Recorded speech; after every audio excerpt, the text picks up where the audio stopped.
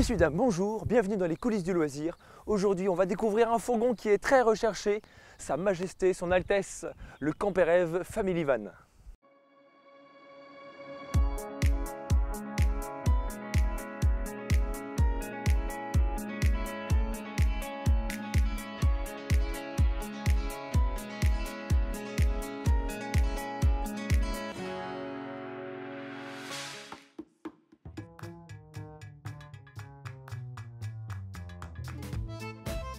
Ce modèle est très recherché car son implantation n'est pas classique. Il est en effet proposé avec un lit pavillon pour les parents et 2 lits superposés à l'arrière pour les enfants. En même temps, Family Van, on n'allait pas trop s'attendre à autre chose. Peut-être qu'un jour le Célibat Van pour les personnes célibataires.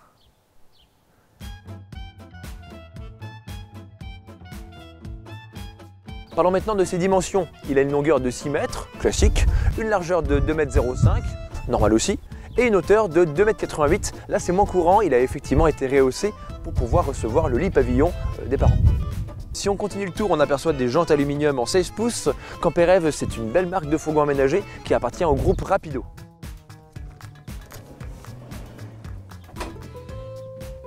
L'intérieur nous accueille avec ce salon plutôt grand pour un fourgon. La table est aussi bien spacieuse, elle est sur un pied central qui se règle en hauteur et ensuite elle se coulisse dans toutes les directions.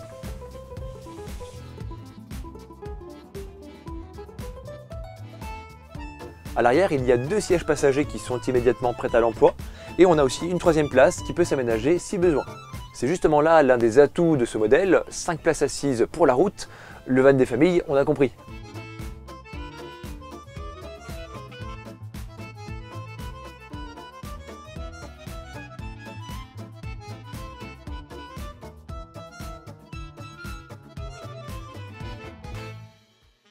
La petite cuisine est complète avec son évier en inox, assez profond d'ailleurs, la plaque de cuisson à 2 feux au gaz et son extension de plan de travail. Au-dessus, ils ont mis un placard qui est assez spacieux, peut-être un peu volumineux, c'est une impression seulement, ça reste esthétique. Par contre, ils ont réussi à ajouter 2 petites niches qui donnent une impression de salle de bain, mais pour le coup, ça peut être assez pratique pour la cuisine. En dessous du plan de travail, 3 tiroirs qui sont assez larges finalement, ils sont amortis et verrouillés électriquement. Ensuite, on a les prises de courant qui sont en façade. Ça pour le coup, j'aime pas trop parce qu'avec le passage, on risque d'arracher ce qui s'y trouve et ça, c'est peut-être pas top. Ensuite, à côté de la cuisine, il y a une grande penderie.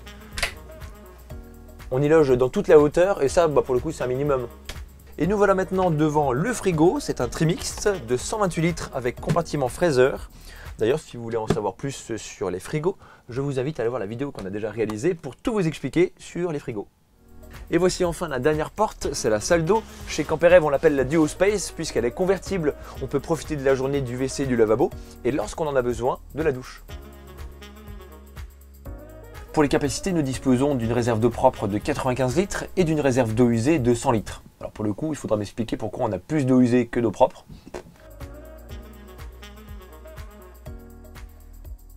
Au sol, on a une trappe qui donne accès à un grand volume de rangement. C'est la première fois que j'en vois une aussi grande dans un fourgon. On a une espèce de double plancher, donc pour le coup c'est intéressant. On a la même chose au niveau du salon, donc c'est bien au niveau du rangement, mais aussi au niveau de l'isolation. Et nous voici enfin à l'arrière du véhicule avec ses lits superposés. Idéal bien sûr pour des enfants, mais ça reste tout à fait utilisable par des adultes. Les matelas font 70 cm de large pour 185 cm de long, sachant que le lit du haut est plus court de 10 cm. On aperçoit ici le 3e siège pour le passager arrière. Ici, le fabricant propose cet endroit, on l'a compris, pour le transport, mais si on n'en a pas besoin, évidemment, on va le laisser au garage. Parlons maintenant de la soute. Elle n'est pas très grande, c'est vrai, mais ici, tout est modulable, ce qui veut dire qu'on peut très bien lever le lit pour pouvoir exploiter plus de hauteur. Petite parenthèse, il y a beaucoup de gens qui s'intéressent à ce modèle alors qu'ils n'ont pas forcément d'enfants. Ils vont utiliser les couchages à l'arrière en dépannage ou alors en guise d'étagère pour tout le bazar. Et là pour le coup tu mets plein de grosses valises, ça peut être pratique. Les gars qui ont des parapentes, des valises de voyage, qui font de la plongée, qui font du surf, qui font de la montgolfière, qui font du sous-marin, voilà, tout rentre à l'arrière.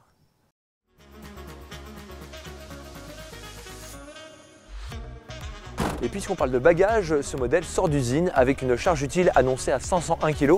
Alors c'est sans les options et sans les accessoires bien sûr. Passons maintenant au lit principal. Il se descend manuellement et heureusement des vérins sont là pour accompagner le mouvement. Il a une dimension de 190 cm par 130 et on y accède avec l'échelle fournie d'origine. Côté énergie, c'est une batterie acide d'origine qui fait 100 Ah. Par contre, il y a de la place pour pouvoir la doubler si nécessaire. Et ensuite, côté chauffage, c'est un Truma qui fait 4 kW de puissance. Il fonctionne sur le gaz et il produit également l'eau chaude. Au poste de conduite, on va prendre place au volant de ce Fiat Ducato L3H3, comme ça on l'a dit. Motorisation 2,2 litres pour 140 chevaux, boîte manuelle 6 rapports, le régulateur de vitesse, la climatisation manuelle, l'autoradio connecté, la caméra de recul, les stores d'occultation, en fait il y a tout.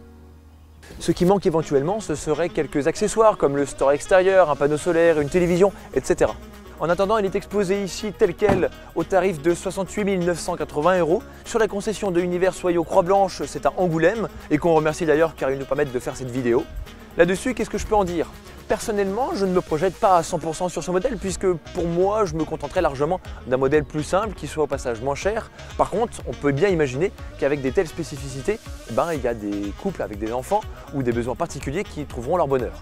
Il y a des couchages séparés, un compromis de rangement qui n'est pas si mauvais et une salle de bain relativement spacieuse, le tout dans une longueur de 6 mètres et c'est ça l'argument principal. Alors dites-moi dans les commentaires si vous appréciez ou non ce type d'implantation qui n'est pas si courante ou alors votre expérience si vous en avez un. En attendant, vous pouvez vous abonner à la chaîne, on est de plus en plus nombreux donc ça va nous ouvrir de belles perspectives. C'en est tout pour moi, alors je vous dis à très bientôt pour une prochaine vidéo dans les coulisses du loisir.